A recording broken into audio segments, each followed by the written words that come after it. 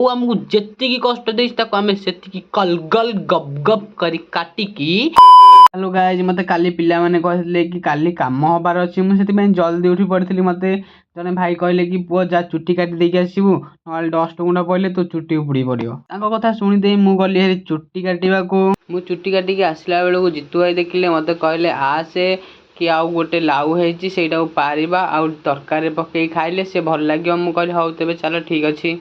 देखिला बेलू से बहुत ऊपर अच्छी, विकल ही कांथ उपर चढ़ी गली। जितू भाई कहले धीरे झिंक नहले आम छुरी लगी। जितू भाई जोर झिंकी देले आम छुरी लागिगला। देख लाउ केमती सलसल होउची गछरे, लाउ खसी पड़थिला हेले छुरी गछरे थिला।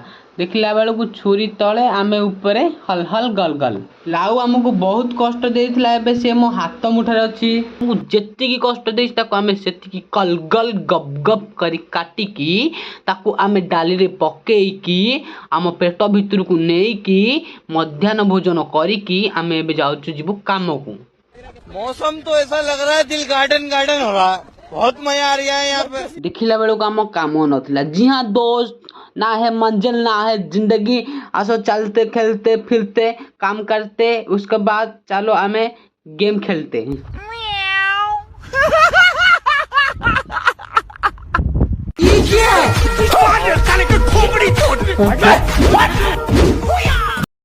आज के लिए फिलहाल इतना ही। आपकी तरह मैं भी मायूस हूँ।